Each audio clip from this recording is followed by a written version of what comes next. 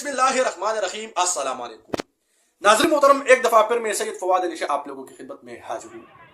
नाज़रीन मोहतरम, जब कौम के अफराद को हुकूक नहीं मिल रही है तो एहतजाज पर मजबूर होती है, क्योंकि यही अफराद मुख्तलिफ काबिलियत के जरिए सरकारी महकमों में भर्ती होकर रियासत के लिए खिदमत सर अंजाम देती है। अगर इन मुलाजिमीन को शदीद मुश्किलात दरपेश हो, अगर इनके साथ जुल्म और सितम ज्यादा हो, तो यही लोग फिर एहतजाजों पर मजबूर होती है। ऐसे में अगर हम देखें तो खैबर पख्तूनख्वा के डॉक्टरों ने भी बाकायदा तौर पर एहतजाज किया था खैबर पख्तूनख्वा असेंबली के सामने।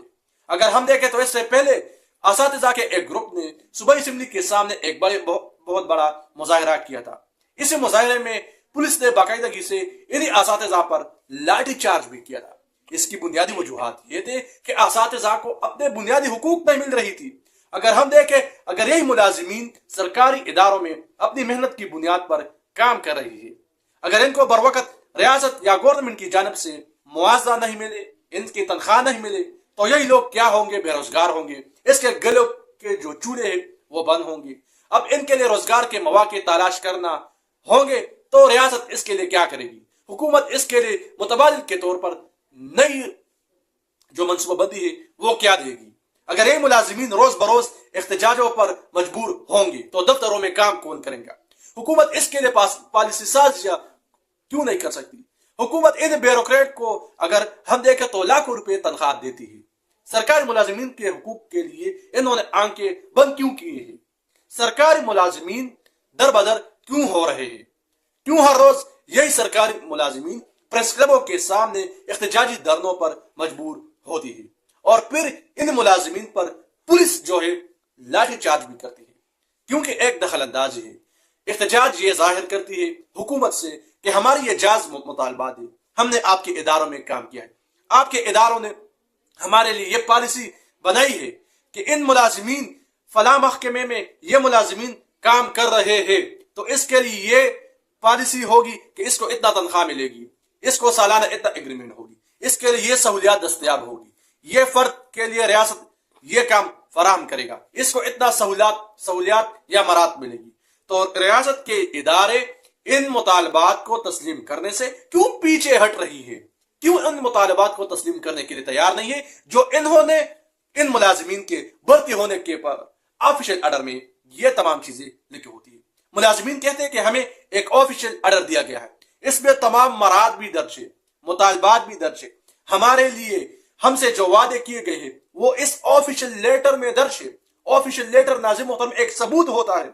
रियासत के इदारों ने इस ऑफिशियल लेटर एक आम मुलाजिम को दिया है, लेकिन आम मुलाजिम जब सरकारी इदारों में आते हैं, यहां पर इस कुर्सी पर बैठे हैं, दिन रात तमाम हो जाता है, घर बारों को छोड़कर वो इसी इदारे के लिए वक्त लगाता है, इस इदारे में मेहनत करते हैं, लेकिन इस बुनियाद पर फिर वो अपने मुआवजे के तलबगार होते हैं कि हुकूमत की तरफ से मुझे मुआवजा कब मिलेगी। अगर ऐसे में हम देखें तो हमें वो कॉन्ट्रैक्ट मुलाजिमीन नजर आ रहे हैं जिन्होंने कोरोना के सख्त माहौल में, कोरोना के पुरतशद्दुद या कोरोना के खौफनाक माहौल में अस्पतालों में रहकर मरीजों के साथ इनके देखभाल के लिए इन्होंने वक़्फ़ किया और मरीजों के इलाज के लिए इन्होंने हर वो मुमकिन सहूलियात को मंजर-ए-आम पर लाकर इनका इलाज करवाया।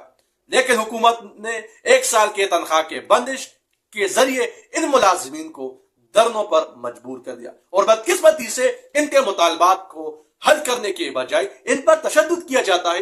जिस तरह हमने असातिज़ा का जो धरना देखा, इन्होंने अपने जायज मुतालबात के लिए यही धरना दिया था, लेकिन इन पर तशद्दुद किया गया, इनको मारा पीटा गया पुलिस की जानब से। अगर हमने बात की सूबाई जो वजीर तालीम, तो इनके हुकाम ने कहा कि हमें कोई इल्म नहीं है इस चीज के बारे में। अगर हमने बात की सूबाई इंतजामिया से तो इन्होंने कहा कि ये चीज मुज़ाकरात चल रही है और पुलिस ने अपने मुदाखलत की। पुलिस का मौक़िफ़ यही था कि हमें रोड को साफ करना है, अगर रोड साफ होगी तो फिर क्या होगी कि अवाम को मुश्किलात दरपेश नहीं होंगी। लेकिन सरकारी मुलाजिमीन ने नाज़िम मोहतरम एक तरफ जब रोड बंद किया था तो बुजुर्गों को शदीद मुश्किलात दरपेश थी।